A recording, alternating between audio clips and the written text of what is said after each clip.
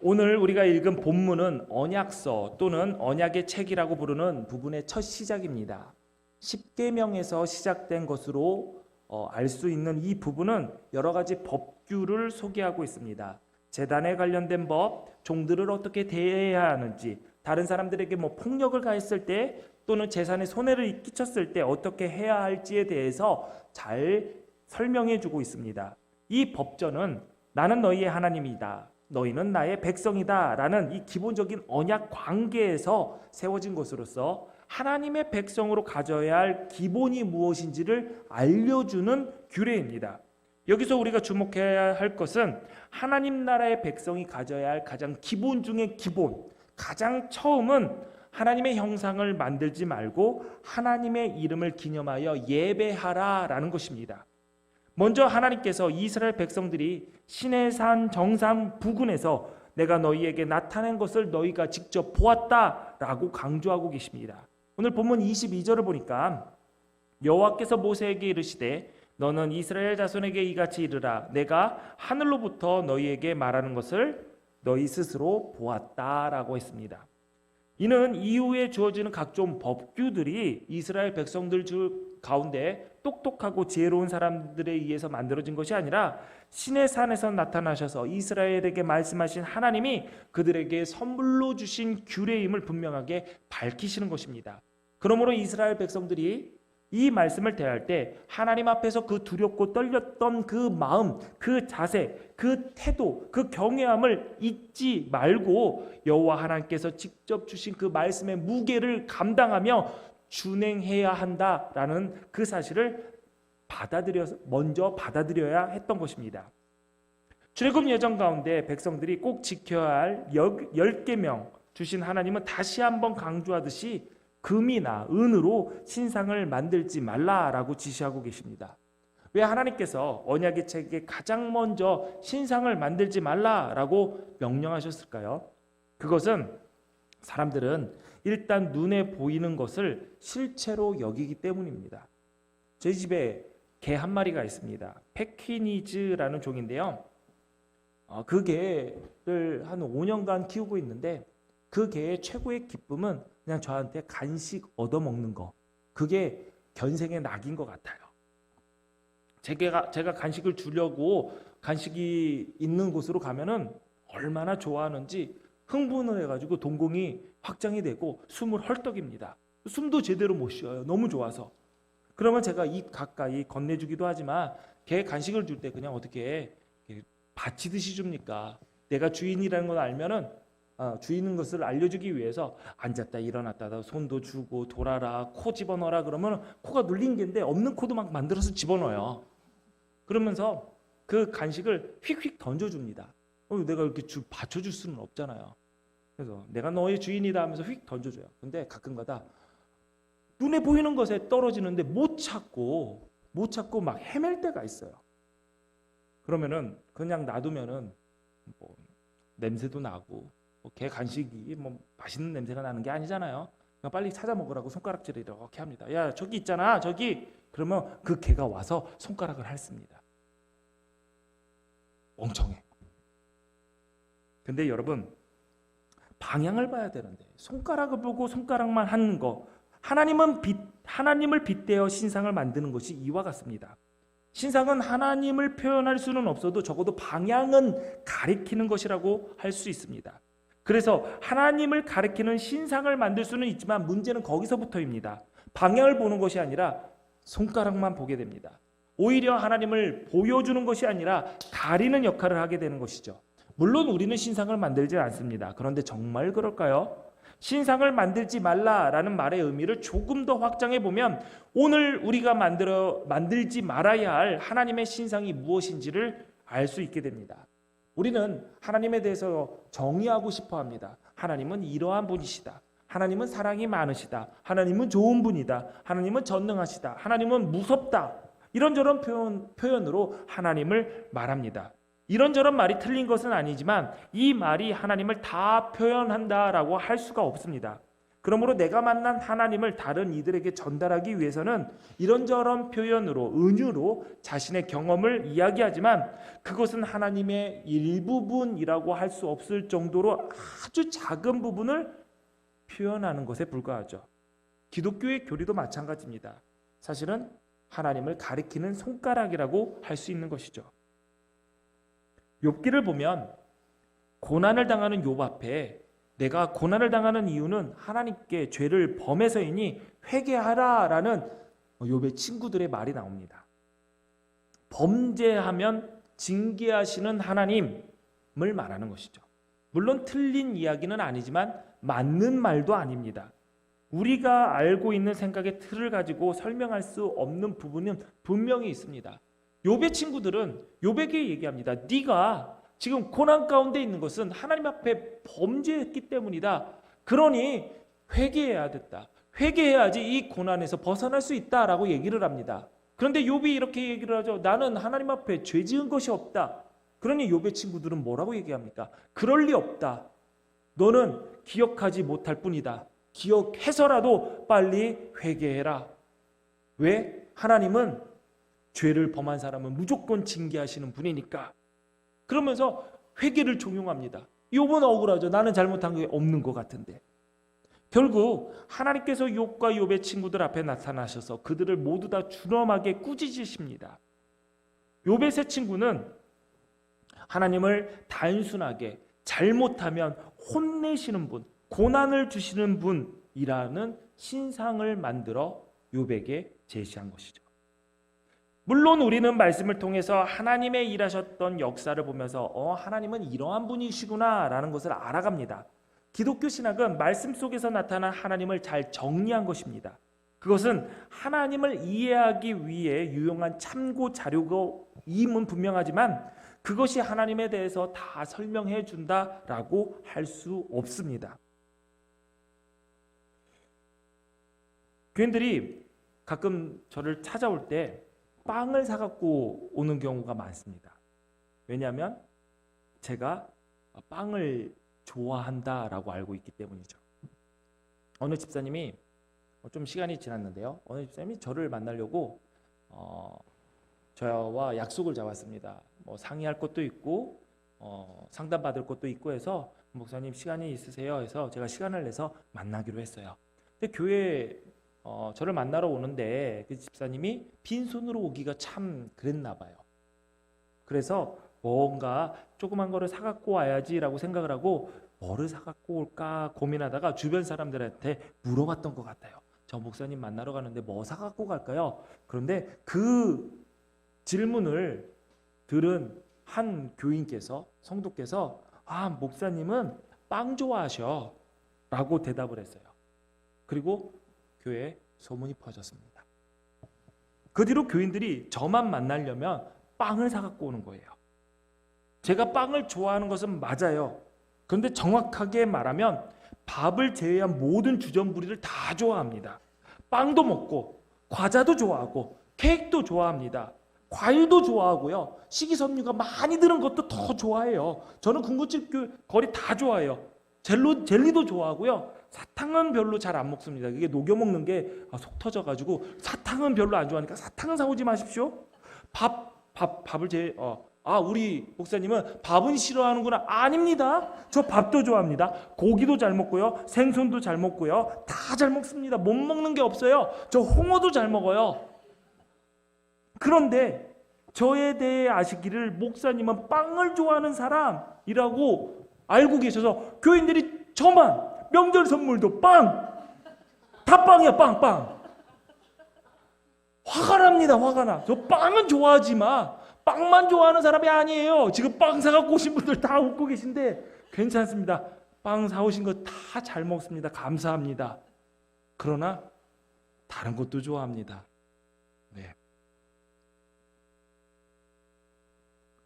신상을 만든다는 거 왜 하나님이 그렇게 화나신지 조금 이해가 되시나요? 하나님은 단순하게 무언가로 규정되는 것을 싫어하십니다. 제가 빵만 좋아하는 목사로 규정되는 것을 싫어하듯이 하나님은 우리의 짧은 지식과 미천한 경험으로 만들어 놓은 그 하나님의 규정, 틀린 건 아닐 것입니다. 그러나 그러한 하나님으로만 규정되는 것을 싫어하시기 때문에 하나님은 신상 만드는 것을 금지시킨 것입니다. 우리는 늘 새롭게 하나님을 만나야 됩니다. 남들이 알려준 사랑의 하나님을 하나님은 사랑인가 보다 이해하는 것이 아니라 내가 하나님의 사랑을 체험해야 됩니다. 늘 마음의 문을 열고 하나님과의 만남을 사모할 때 우리의 생각 속에 있는 하나님의 신상이 무너지고 하나님과 열린 관계가 되어서 아침마다 새롭고 늘 새로운 하나님을 경험할 수 있게 되는 것입니다. 두 번째로 하나님께서 신상을 금하신 이유가 있습니다. 인간이 만드는 신상은 하나님을 하나님으로 표현할 수 없을 뿐만 아니라 그 신상에는 나의 욕심이 투영될 수밖에 없기 때문입니다. 자, 자녀들에게 이상적인 부모에 대해서 물으면 많은 경우 그냥 지켜봐주고 기다려주는 부모가 이상적인 부모입니다 라고 대답을 합니다. 잔소리 말고 일단 보고 있으라는 얘기죠. 왜 그렇게 생각할까요? 일단 자신들도 알아서 잘 할 수 있는데 옆에서 괜히 말한다라고 얘기를 하는 것이죠. 자, 내가 알아서 할게. 내가 알아서 할게. 이런 얘기를 합니다. 그런데 부모의 입장에서는 그거를 보면은 알아서 하는 것처럼 보여지지가 않아요. 일단 자신들이 내가 알아서 할 수 있을 것이라고 생각을 하는데 그거보다 더 나가서 그들의 진짜의 마음은 간섭받고 통제당하는 것이 싫다라고 느껴지기 때문입니다. 이래라 저래라 하지 말아라 해라, 이것은 뭐냐면 내 마음대로 못하게 하는 것이라고 착각하기 때문이죠. 그런데 잘 생각해 보세요. 부모의 입장에서 수영 하나도 할 줄 모르는 자녀가 헤엄쳐서 강을 건너겠다라고 하면은 그거는 말로 끝날 문제가 안 돼요. 뜯어 말려야 되는 것입니다. 말로 끝내서는 안 되죠. 그냥 물리적인 제재가 가야 할 정도로 그런 거예요. 만약에 수영을 제대로 하지 못하는 자녀가 강을 건넌다, 헤엄쳐서 건넌다라는 것을 그냥 지켜보고 그래 네가 알아서 해라, 네가 좀 당해봐야지, 좀 빠져봐야지 돌아오겠지라고 하는 것은 그건 부모가 자녀를 포기하는 겁니다. 버리는 것이에요. 당연히 말과 동시에 물리적인 제재도 가할 수밖에 없는 것이죠. 잘못된 길을 가려고 하는 자녀들을 그 자녀가 원한다고 해서 아무 말 없이 지켜본다면 과연 그 부모를 정상적인 부모라고 할 수 있을까요? 그렇지 않습니다. 신앙생활도 마찬가지입니다. 왜 우리가 하나님의 말씀을 멀리 하려고 할까요? 왜 하나님의 말씀을 가까이 하지 않고 하나님의 말씀을 듣고 읽고 묵상하는 것을 즐겨하지 않을까요? 이유는 간단합니다. 나도 나 혼자 스스로 잘할 수 있다고 착각하기 때문이죠. 이스라엘 백성들도 마찬가지였습니다. 말씀하시는 하나님을 피했습니다. 그 마음속에는 나 스스로 잘할 수 있고 간섭받지 않고 싶어하고 내 마음대로 할 수 있어 라는 생각이 간절했기 때문이죠. 그러나 하나님은 말씀하시는 하나님이었습니다. 말씀으로 세상을 창조하셨고 말씀으로 자신을 보이셨고 말씀하심으로써 우리를 이끄시고 말씀으로 우리와 약속하셨습니다. 그러므로 말씀하시지 않는 하나님은, 침묵하시는 하나님은 우리에게 말 그대로 어려움이고 힘듦일 수밖에 없는 것이죠. 그러나 사람들은 말씀하시는 하나님 싫어합니다. 그래서 아무 말도 못하는 신상을 만듭니다. 신상을 만드는 것은 인간이 신을 내 마음에 원하는 대로 하겠다라는 욕심이 들어가 있습니다. 하나님을 신전에 가둬놓고 말도 하지 말고 나에게로 찾아오지도 말고 내가 원할 때 갈 겁니다. 그때까지 기다리십시오. 거기서 한 발짝도 움직이지 말고 내가 갈 때까지 기다리시고 지켜보고 있다가 내가 찾아가서 도와달라고 하면 그때 나를 도와주시고 그리고 끝나면 아무 말도 하지 마십시오. 꼭 필요할 때만 능력을 보여주세요. 이것이 신상을 만드는 우리의 속마음입니다. 그러므로 신상을 만들어 섬기는 사람들의 진짜 속내는 내 생각대로 자기 방식대로 내 소원대로 살기 위해서 신상을 만들어 놓고 나 필요할 때 꺼내 쓰겠다, 하나님을 꺼내 쓰겠다라는 교만함이고 불충입니다. 우상 숭배하는 사람들은 신상을 우리 기독교인들도 마찬가지죠. 신은 이런 걸 좋아할 것이다. 하나님은 이런 것을 기뻐할 것이다. 하나님은 이런 거를 해주기를 바랄 것이다. 하나님을 섬기는 예법을 스스로 만들어 놓고 정성을 다해 받듭니다. 하나님은 헌금을 좋아할 거야. 그 헌금 액수도 내가 정하고, 하나님께서 시간을 바치는 거를 좋아할 거야. 하나님은 그래도 괜찮으신 분이니까 내가 일주일에 주일날 1시간 나와서 예배하는 것만으로도 충분히 좋아하실 거야. 이걸로 더 하라고 얘기하지는 않을 거야. 아니야. 하나님은 굉장히 여유로우신 분이어서 부활절이나 성탄절 1년에 한 2번 정도만 가도 충분해. 자기만의 예법과 자기만의 규례를 만듭니다. 기준을 모두 다 내가 만들어요.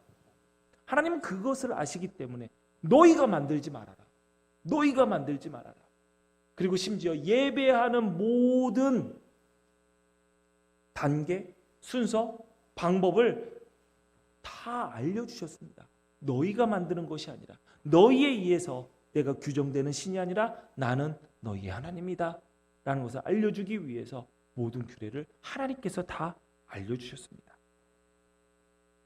신상을 만들지 말라라고 말씀하시면서 단을 쌓고 번제와 화목제를 드려라 라고 명령하셨습니다. 우리가 눈여겨봐야 할 것은 하나님께서 번제와 화목제를 드리는 제단에 대한 규정입니다. 드리는 제단의 규정. 가급적이면 흙으로 만들어야 해요. 흙으로 쌓으래요. 돌로 쌓아도 무방하지만 다듬은 돌로 쌓아서는 안 된대요. 굳이 이렇게 지시를 내리시는 까닭이 무엇일까요? 자, 이스라엘 백성들이 이집트에서 뭘로 있었나? 노예로 있었습니다. 노예로 있으면서 무엇을 했을까요? 주로 신전이나 창고를 짓는 강제 노역에 동원되었겠죠. 이집트 하면은 피라미드가 생각이 납니다. 피라미드는 사람의 손으로 지어진 세계 최대의 건축물 중에 하나입니다. 이집트 전체에 94개의 피라미드가 발견되었습니다. 대표적인 것은 기자 지역의 피라미드로서 세계 7대 불가 사이의 하나인 쿠푸왕의 피라미드입니다. 자, 2.5톤이 되는 돌 235만 개, 10톤이 되는 돌 268만 개 화강암으로 이루어졌습니다. 놀라지도 않아요. 우리 집은 이거보다 훨씬 더 그렇죠. 위험이 있으니까. 아니, 이 돌들을 어디서 구했을까? 여러분, 10톤의 돌이 268개가 아니라 268만 개래요. 가끔가다 여행하는 영상을 보면은 정말 산보다 더 높게 지어진 것이 피라미드인 것 같아요.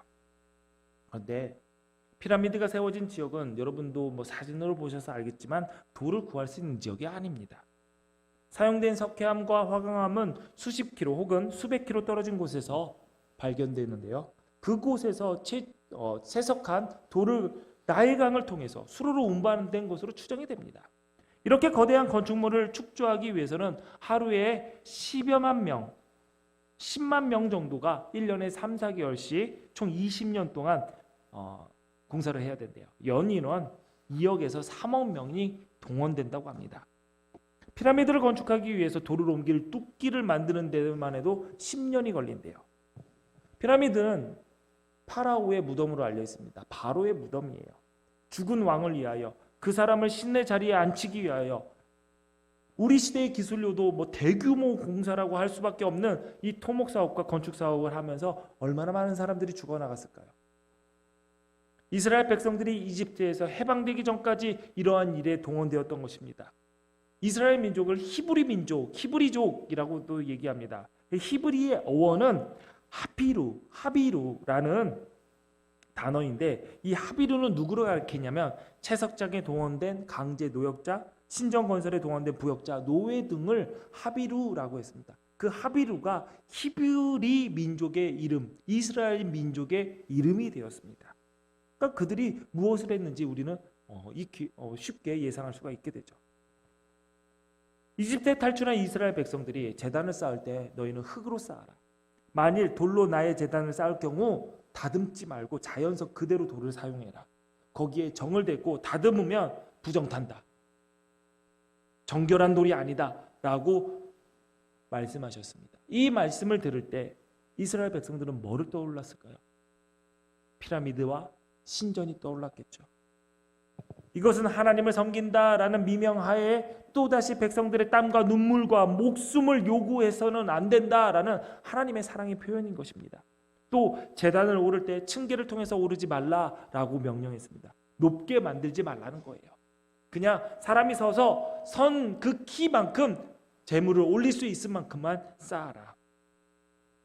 이 모든 것은 하나님께서 제단을 쌓을 때 인간이 드러나는 것이 아니라 오직 하나님만 드러내시기 원하셨던 것입니다. 그 제단에 높게 올라가서 너희 하체를 보여 수치를 당하지 마라. 그 말은 무엇입니까? 오직 하나님만 높임 받는 그 자리에 인간이 드러나는 것은 그 인간에게도 수치라는 것을 이야기하는 것이죠. 오직 하나님의 이름을 기념하는 곳에서 오직 하나님만 높임 받으시는 것이 예배의 본질입니다. 하나님의 백성이 해야 할 가장 중요한 일은 바로 이러한 예배를 드리는 것이죠. 그런데 마땅히 드려야 할 것들, 마땅히 해야 할 것이 마땅한 것으로 지켜지지 않는 데에 문제가 있습니다. 많은 사람들이 예배를 드립니다. 주일이니까 여러분도 예배에 오셨죠? 습관에 따라 드리는 분도 있고 그냥 가정의 평화를 위해서 드리러 오시는 분도 계십니다. 예배하고 예배를 드리는 것이 아니라 예배를 보는 구경꾼으로 있다가 그냥 가시는 분도 계시고요. 교회의 뜰만 밟고 가는 경우도 있습니다. 교회는 왔어요, 주일날. 그런데 예배하는 자리에는 오지 않아요. 2층과 1층과 3층을 서성이다가 그냥 가시는 분도 계세요. 교회의 뜰만 밟고 가는 것이죠. 예수님은 하나님께 예배 드리는 사람은 영과 진리로 예배해야 된다라고 말씀하셨습니다. 영과 진리로 예배하는 것이 무엇일까? 오늘 본문에 보면 예배의 핵심 두 가지가 소개되어 있습니다. 그것은 번제와 화목제를 드리라는 것이죠. 이 번제와 화목제를 드리라는 명령 속에 영과 진리로 드리는 예배의 핵심이 포함되어 있습니다. 번제는 가장 귀한 것을 하나님께 온전히 돌려드린다라는 뜻으로 바치는 제사입니다. 번제는 짐승의 가죽이나 내장 등 버려질 부분, 더러운 부분만 빼고 몽땅 다 태워드리는 것입니다. 번제는 주로 인간이 하나님께 죄를 범하고 용서를 구할 때 드리는 제사입니다. 범죄를 통해서 범죄한 인간은 하나님과의 관계를 회복하게 되죠. 그렇기 때문에 번제는 온전한 헌신, 온전한 드림을 요구합니다. 지금 우리는 짐승을 제물을 태워서 하나님을 예배하지 않습니다. 그러나 번제를 통해서 하나님께서 예배하는 우리에게 요구하시는 것은 분명합니다. 온전함, 완전함, 헌신, 이것입니다. 그런데 몸은 교회에 있지만 마음은 밖을 헤매고 있는 분들도 계십니다. 꿈나라에 가신 분들도 계시고요. 가끔 예배 시간이 10분 정도 길어지면 슬슬 짐을 챙기고 나가기도 합니다. 기차 시간이 다 됐는지 택시를 불렀는지는 모르겠지만 중간에 나가세요. 설교 시간에 가장 큰 은혜를 받는 말이 뭔지 아세요?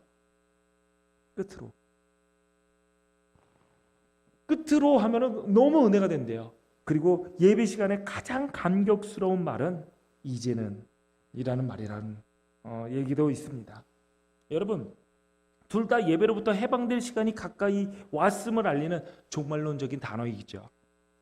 하지만 자신의 몸과 마음을 온전히 바치지 않는 예배는 예배가 아닙니다. 대부분의 교회가 예배에 대해서 공통적으로 가지고 있는 문제가 있습니다. 그것은 예배하는 자들이 예배에 늦는다라는 것이죠.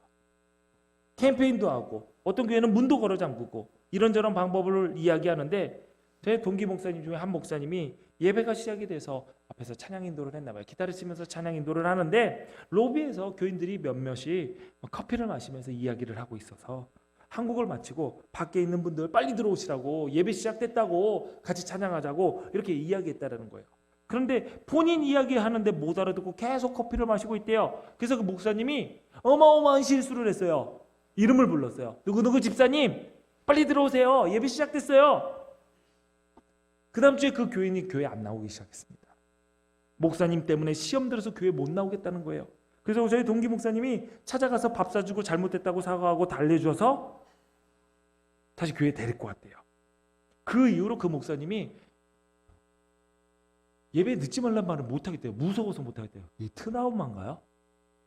못하겠다라는 거예요. 그 옆에 있다가 자기 일 아니라고 한 동기 목사님이 그래 그거는 정중하게 부탁할 말이야. 앞에 꼭 플리즈를 붙여. 제발 예배에 늦지 말아주세요. 이렇게 하라는 거래요. 저도 이 문제에 대해서 고민을 안 해본 것도 아닙니다. 우리 교회는 어떻게 해야 될까요? 여러분에게 한번 묻겠습니다. 하나님을 만나는 예배의 자세를 명확하게 고수해야 될까요? 아니면 조금 늦더라도 조금 흐트러지더라도 한 영혼이라도 더 예배의 자리에 나올 수 있게 유연하게 태도를 취할까요? 여러분은 어떻게 생각하십니까? 어느 한쪽으로 몰리는 것이 참 위험하죠. 네, 그렇습니다. 우리는 뭐 그의 상황을 잘 모르니까 정말 사모하는 마음으로 뛰어오다가 발목이 부러져가지고 기어서 왔는데 늦었어요. 근데 목사가 늦었다고 그러면은 진짜 시험 들겠죠. 그런데 예배가 시작됐네. 5분만 더 늦게 나가야지 하면서 예배 시작하고 집에서 출발을 합니다. 그런데 그거를 보면서 환영합니다. 그래도 늦었어도 예배에 오셨으니까 하나님께서 당신을 사랑하시고 기뻐하실 겁니다 라고 거짓말할 수는 없는 거겠죠. 이 말은 바꿔 얘기하면 알아서 좀 잘하시라는 거예요. 저는 모르니 그 상황을 모르니 여러분들만 아시는 그 상황, 하나님과 여러분들이 아시는 그 상황에 하나님 기뻐하시게 행동을 하시기를 부탁드리겠습니다. 플리즈. 아멘. 뭐 이렇게 아멘이 커요? 예. 여러분 해외여행 갈 때 비행기 시간 몇 시간 전에 공항에 도착해야 되죠? 2시간, 기본 2시간. 일부 예배 때는 3시간이래요. 1시간 동안 면세점을 가야 되기 때문에 3시간 전에 가야 된대요. 여유롭게 쇼핑하고 싶대요. 보통 이제 게이트라고 하죠. 비행기 문 열리는 곳, 타는 곳. 몇 분 전까지 오라고 하죠? 네, 우리 승무원 출신 분이 정확하게 알고 계시네요. 20분입니다. 20분까지 오래요. 20분 전까지. 그러면은 20분 전까지 가서 앉아 있어요. 예. 그럼 보딩 패스를 확인하기 위해서 줄을 서서 기다려요. 여러분들 줄 서서 기다리시죠? 혹시 나는 줄 서본 적이 없고 그냥 들어갔다. 퍼스트 클래스 그냥 들어갔다. 뭐, 예. 그런 분들 부럽습니다. 여러분 늦으면은 못할까봐 노심초사해요. 노심초사. 그럼 늦으면은 정말 그 무거운 캐리어를 비닐봉지 드는 것처럼 막 펄럭펄럭거리면서 뛰어가요. 네? 그거 왜 끄는지 들고 뛰더라고요. 저는 가끔 그런 공항에 갈 때마다 그런 생각이 듭니다. 우리가 하나님을 이렇게 예배도 되나? 해외여행 가는 것만도 못하는 예배. 여행 갈 때는 모든 것을 다 준비하고 아무리 이른 시간이라도 벌떡 일어나는데 우리는 예배하러 갈 때 기쁜 마음으로 벌떡 일어나나. 여행 가기 전날 이거 챙겼어? 저거 챙겼어? 물 한 병 챙겼어? 선크림 챙겼어? 안경 챙겼어? 속옷은 몇 개 넣었어? 젖은 옷 담을 비닐을 챙겼어? 별거별거를 다 챙기면서 예배할 때 예배하러 오면서 성경책은 챙기십니까? 헌금은 챙기십니까? 악보는 챙기십니까?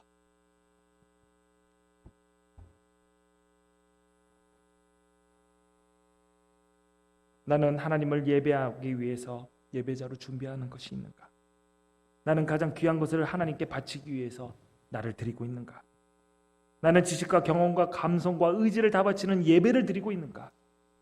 기도를 드릴 때 진정으로 담아 하나님께 아뢰고 있는가? 찬송을 부를 때 혼신의 힘을 다하여 목청껏 하나님의 이름을 높이고 있는가? 헌금을 바칠 때 정말 나의 모든 것을 드린다라는 마음으로 최선을 다해서 드리고 있는 것이 맞는가? 하나님 앞에 산제물로 우리를 온전히 태워 드린다라는 그 진정이 없다면 우리는 예배를 통해 만나주시는 하나님을 만날 수가 없습니다. 예배에서 부어주시는 하나님의 은혜도 세상이 알 수도 줄 수도 없는 그 평안도 받을 수가 없습니다. 여러분 예배의 주인은 여기 앞에서 주인공은 여기 앞에서 설교하는 목사도 찬양하는 찬양대도 악기를 연주하는 오케스트라도 여러분도 아닙니다.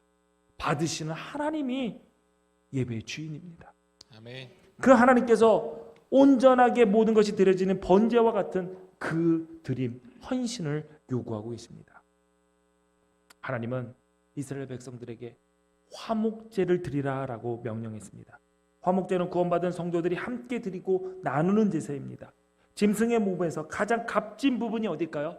그것만 드리래요. 그것만 조금 드리고 나머지는 너희들이 나눠라 라고 얘기를 합니다. 그 값진 부분이 어딜까요? 값진 부분이 등심? 안심? 어디예요? 갈비뼈 밑이요? 성경에 보니까 뭐래요? 가장 값진 기름 조각을 넣으래요. 감사합니다. 그렇죠. 요즘은 제주도에서 기름 엄청 많은 삼겹살 줬다고 소비자 보호원에 연락도 하고 그런다는데, 지금 뭐냐면 하나님께서 비계 더하라. 비계 태워서 하나님께 드려라. 그게 가장 값진 것이다. 뭔가 이해는 되지 않지만 당시에는 그것이 가장 값진 부분이었던 것 같아요. 그거를 드리고 나머지들은 일단 제사장 목을 빼고 나머지들은 화목제에 동참한 모든 이들이 성전 안에서 나눠 먹는 것이 화목제입니다. 나눠 먹는 거예요. 화목제에 동참한 이들은 하나님의 식탁에 참여한 자의 기쁨을 함께 나누게 되는 것이죠. 이렇게 진정한 예배는 나와 함께한 자들과 신실한 사귐을 갖는 것까지 포함이 됩니다. 여러분 혹시 명절에 가족들이 기념할 만한 날에 그리고 가족 행사 때 모여서 뭐 하십니까? 밥 먹잖아요. 대부분 음식을 나누면서 부모와 자식 간의 정을 나누고 형제 자매의 우애를 나눕니다. 우리 교회 공동체도 역시 하나님이 창조하시고 구원하신 하나님을 뭐라고 부르죠? 아버지라고 부릅니다. 하나님 아버지를 불러요. 여러분들도 다 하나님을, 그 똑같은 하나님을 아버지라고 부릅니다. 그러면은 내 아버지? 너의 아버지? 같은 아버지? 그럼 너와 나는 한 아버지를 모신 형제들이라는 것이죠. 그래서 저는 우리 교인들을 교인, 교우라는 말보다 그냥 우리 가족, 우리 식구, 우리 애들이라는 말을 더 많이 사용합니다. 여러분 정말 가족이 가족임을 느낄 때 언제라고 생각합니까? 사철의 봄바람 불어있고라는 그 찬양을 보면은 그런 가사가 있습니다. 한 상에 둘러서 먹고 마셔 여기가 우리의 낙원이라. 맞습니다. 예배에는 믿음의 형제들이 하나님을 아버지라고 부르는 그 하나님의 자녀들이 한 상에 둘러서 음식을 나누며 그리스도인의 삶을 살아가는 가족들이 서로 위로하고 격려하며 축하하는 기쁨이 포함된 게 예배입니다. 여러분 오늘 이 예배가 마치고 3층에서는 식사가 준비가 되어 있습니다. 교회에서 여러분 밥 굶고 다녀서 불쌍해 보여서 그렇게 해서 밥 준비한 거 아닙니다. 집에 가서 밥 차려 먹기 힘드니까 그래 휴일 점심 한 끼 때우십시오 라고 서비스하는 것도 아닙니다. 아버지를 만나고 아버지가 계신 곳에서 형제 자매들이 함께 음식을 나누고 교제하기 위해서입니다. 한 상에 둘러서 먹고 마시지는 못하지만 그래도 하나님의 집에서 함께 음식을 나누면서 너와 내가 형제라는 것을 확인하는 예배입니다. 예배예요. 그래서 여러분 우리 주방에는 표시가 하나 붙어 있어요. 뭐라고 붙어 있냐? 주방 이렇게 안 써 있어요. 섬김을 짓는 곳. 밥을 짓는 곳이 아니라 섬김을 짓는 곳이고 음식을 만드는 것이 아니라 예배를 준비하는 곳이라는 거죠. 밥 만드는 여성교회 회원은 밥순이가 아닙니다. 예배의 임사자입니다. 구약의 제사에는 화목제가 있었고 신약의 예배에는 공동 식사가 있었습니다. 여러분 예배의 축도가 예배의 마침이 아니에요. 예배를 드리고 함께한 하나님을 예배를 드리고 함께 하나님을 예배한 믿음의 형제들이 한 사람과 인사도 하지 않고 혹여나 눈 마주칠까봐 말이나 걸어올까봐 등록하라고 얘기할까봐 급하게 뛰어나갈 필요 없어요. 하나님 그거 기뻐하시지 않아요. 등록 안 하셔도 돼요. 등록 안 하셔도 되지만 그래도 예배라는 것이 교제가 포함되었다는 사실을 분명히 잊지 말아야 됩니다. 물론 개인적인 성격의 차이도 있겠죠. 사람 사귀는 게 어려운 사람들도 있고요. 사람 사귀는 게 아주 쉬운 분도 있습니다. 뉴욕 기둥교회에 있다가 지금 부천의 기둥교회에서 찬양 사역자로 있는 백성화 전도사님은 사람 사귀는 게 그렇게 쉽나 봐요. 네. 뉴욕 기독교에 있을 때도 아주 그냥 여기 나타났다 저기 나타났다고 아이고 집사님 할렐루야 하면서 인사를 해요. 근데 잠깐 우리 천안기독교에서 성탄절 때 칸타타 했잖아요. 그러면서 거기서도 옆에 있는 소프라노들과 잘 지내.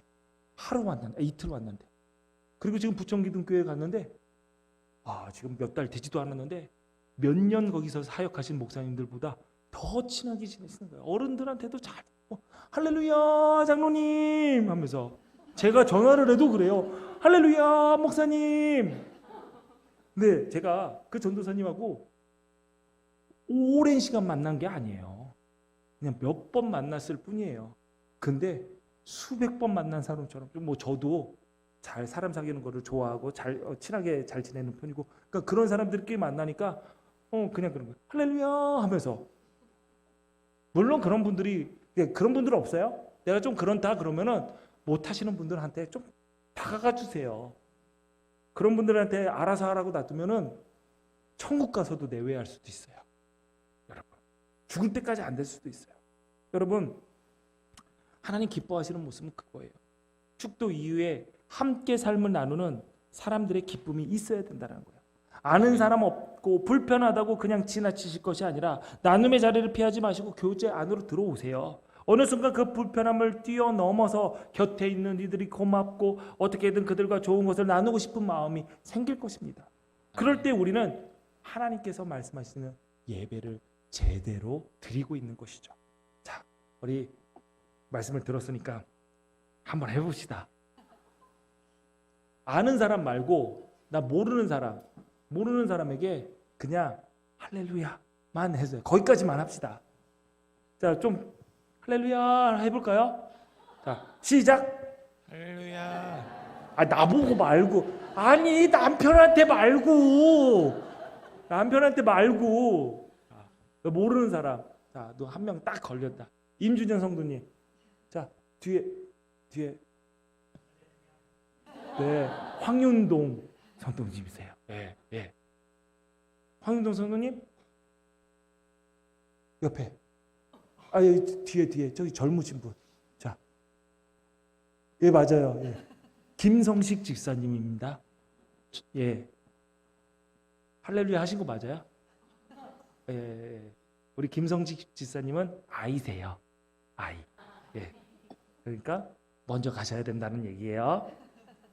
여러분, 교제하는 거 하나님께서 원하시는 거고 명령하신 겁니다. 이렇게 예배할 때 하나님께서 약속하신 것들이 실현될 것입니다. 아멘. 내가 내 이름을 기념하게 하는 모든 곳에서 내게 임하여 복을 주리라. 아멘.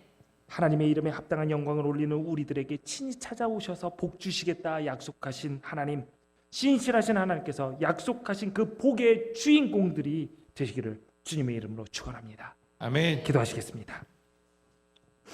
하나님, 오늘도 말씀을 통해 광대하신 하나님을 드러내 보여주심을 감사합니다. 유한한 인간의 생각의 틀에 무한하신 하나님을 가두려는 그 어리석음에서 벗어나게 하옵소서. 하늘의 지혜를 허락하셔서 예배를 통해 만나주시는 하나님을 바로 보게 하시고 우리에게 영적인 분별력을 허락하셔서 내 생각과 내 뜻보다 높은 하나님의 마음을 알고 기쁨으로 순종하게 하옵소서. 예수님 이름으로 기도하옵나이다. 아멘.